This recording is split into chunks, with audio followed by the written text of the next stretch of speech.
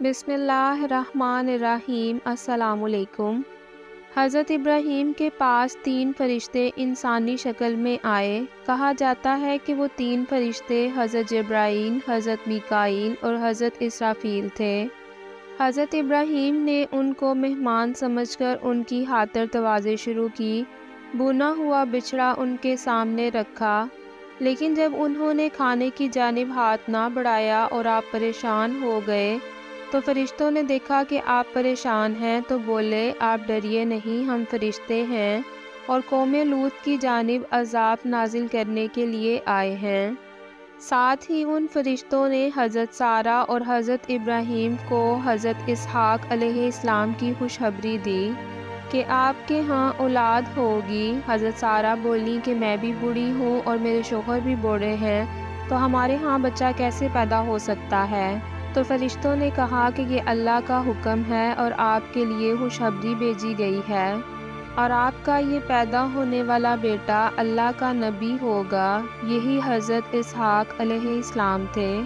حضرت اسحاق علیہ السلام کے ساتھ ہی فرشتوں نے حضرت سارہ اور حضرت ابراہیم علیہ السلام کو ان کے پوتے حضرت یعقوب علیہ السلام کی بھی خوشخبری دے دی، اور یہ دونوں قوموں کے بادشاہ ہوں گے۔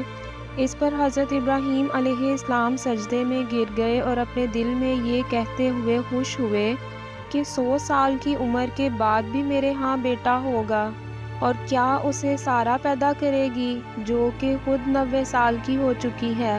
پھر حضرت ابراہیم کو حضرت اسماعیل کا ہی خیال آیا، لیکن اللہ تعالیٰ کی طرف سے حکم ہوا کہ مجھے میری ذات کی قسم، تمہاری بیوی سارہ ہی تمہارا بچہ پیدا کرے گی، اور آنے والے وقت میں تم اسے اسحاق کہہ کر بلاؤ گے۔ میں اس پر رحمتیں نازل کروں گا، اسے بڑا کروں گا، پھر اس کی نسل کو بڑھاؤں گا، پھر اسی سے یعقوب پیدا ہوں گے۔ یعنی بیٹا اور پوتا دونوں حضرت سارہ کی ہی زندگی میں پیدا ہوں گے تاکہ ان کی آنکھوں کو ٹھنڈک ہو۔ حضرت ابراہیم کی پہلی اولاد حضرت اسماعیل علیہ السلام تھے، جو کہ حضرت ہاجرہ سے تھے۔ پھر ان کی دوسری اولاد حضرت اسحاق تھے، جو کہ حضرت سارہ سے تھے۔ حضرت ابراہیم نے اپنے بیٹوں کے ساتھ مل کر حرم کی تعمیر کی۔ اس کے بعد جب ان کے پوتے پیدا ہوئے اور جب وہ بڑے ہوئے تو انہوں نے مسجد اقصیٰ کی تعمیر کی۔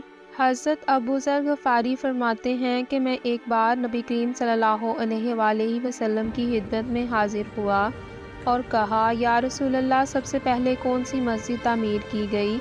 آپ نے فرمایا مسجد الحرام۔ میں نے عرض کیا، پھر کون سی مسجد تعمیر کی گئی؟ آپ نے فرمایا مسجد اقصیٰ۔ میں نے پوچھا، دونوں کے درمیان کتنا عرصہ گزرا؟ آپ نے فرمایا 40 سال۔ میں نے پھر پوچھا کہ پھر کون سی مسجد تعمیر ہوئی؟ تو نبی پاک صلی اللہ علیہ وآلہ وسلم نے فرمایا کہ جب بھی تمہاری نماز کا وقت ہو، تم جہاں ہو وہیں نماز پڑھ لو، کیونکہ ساری زمین ہی مسجد ہے۔ اس میں 3 باتوں کا بڑا صاف ذکر ہے۔ ایک تو یہ کہ سب سے پہلے جو مسجد بنی وہ مسجد الحرام تھی، جو کہ حضرت ابراہیم اور ان کی اولاد نے بنائی۔ پھر مسجد اقصیٰ کی تعمیر ہوئی، جو کہ حضرت یعقوب نے تعمیر شروع کی۔ پھر یہ بھی بتایا گیا کہ مسجد الحرام اور مسجد اقصیٰ کی تعمیر میں 40 سال کا وقفہ تھا۔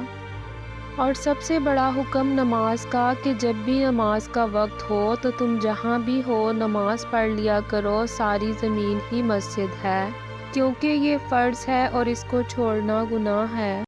جس سال حرم کی تعمیر شروع ہوئی اسی سال حضرت اسحاق علیہ السلام پیدا ہوئے۔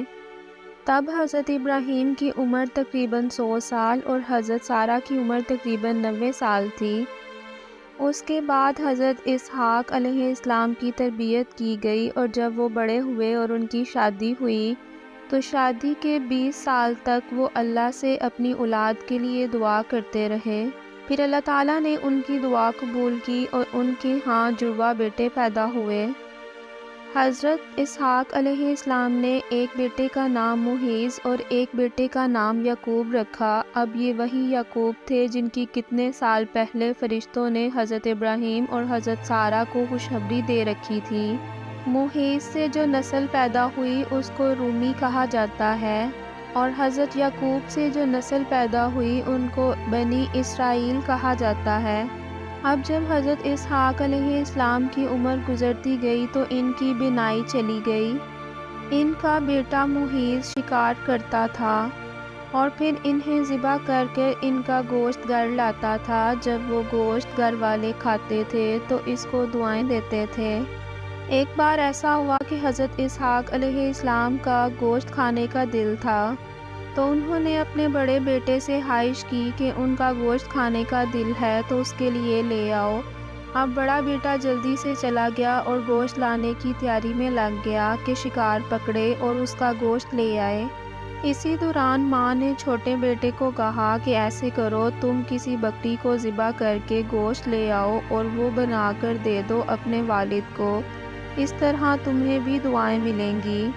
اب چھوٹا بیٹا حضرت یعقوب علیہ السلام تھے، انہوں نے والدہ کی ہدایت پہ عمل کیا، بکری کا گوشت لائے، اس کو بھونا اور والد کے سامنے پیش کیا۔ والد نے بڑے خوش ہو کر کھایا اور بیٹے کو دعائیں دی۔ حضرت اسحاق نے اپنے بیٹے حضرت یعقوب کو دعا دی کہ اللہ تمہاری نسل سے انبیاء کو پیدا کرے اور بادشاہ پیدا کرے، اور اللہ نے ان کی دعا قبول کی اور ایسا ہوا بھی، کیونکہ حضرت محمد صلی اللہ علیہ وآلہ وسلم بھی اسی نسل سے پیدا ہوئے۔ اب تھوڑا ٹائم گزرا تو حضرت اسحاق کا بڑا بیٹا موحیز بھی گوشت لے آیا اور اپنے والد کے سامنے پیش کیا۔ حضرت اسحاق علیہ السلام بہت حیران ہوئے کہ میں تو گوشت کھا چکا ہوں، تم دوبارہ کیوں لے کر آئے ہو؟ اس نے کہا میں تو ابھی لے کر آیا ہوں، میں پہلے نہیں لے کر آیا۔ تو والد کو سمجھ آ گئی کہ پہلے جو گوشت آیا تھا وہ چھوٹے بیٹے کی طرف سے تھا۔ اب انہوں نے بڑے کا دل رکھنے کے لیے بڑے بیٹے کا گوشت بھی تناول کیا اور اس کو بھی دعا دی کہ اللہ کرے تمہاری نسل سرسبز و شاداب زمین سے کھاتی رہے۔ لیکن موحیز کو بڑا غصہ آیا کہ یعقوب نے کیوں ایسا کیا اور کیوں میرے سے پہلے گوشت دے دیا، حالانکہ یہ دعائیں میں لینا چاہتا تھا۔ موحیز کے غصے کو دیکھ کر ماں کے دل میں ڈر پیدا ہوا کہ کہیں یہ غصے میں یعقوب کو قتل نہ کر دے۔ ماں نے حضرت یعقوب علیہ السلام سے کہا کہ تم یہاں سے مکہ چلے جاؤ، جب تمہارے بھائی کا غصہ ٹھنڈا ہوگا تو تم واپس آ جانا۔ حضرت اسحاق علیہ السلام نے بھی رضامندی کا اظہار کیا اور حضرت یعقوب علیہ السلام کو بھیج دیا۔ لیکن جب حضرت اسحاق علیہ السلام کی وفات کا وقت قریب آیا تو آپ کے دونوں بیٹے موحیز اور یعقوب آپ کے پاس موجود تھے۔ ان دونوں نے حضرت اسحاق علیہ السلام کو حضرت ابراہیم کے پہلو میں دفن کیا۔ اس طرح حضرت ابراہیم علیہ السلام سے حضرت اسحاق اور حضرت اسحاق علیہ السلام سے حضرت یعقوب کی نسل چلی، اور اللہ تعالیٰ نے اس نسل میں بہت سے انبیاء کرام پیدا کیے، جس سے لوگوں کے لیے ہدایات کے مسلسل راستے کھلتے گئے اور اللہ کا دین بھی پھیلتا گیا۔ اللہ تعالیٰ ہم سب کو اس پر عمل کرنے کی توفیق عطا فرمائے، آمین۔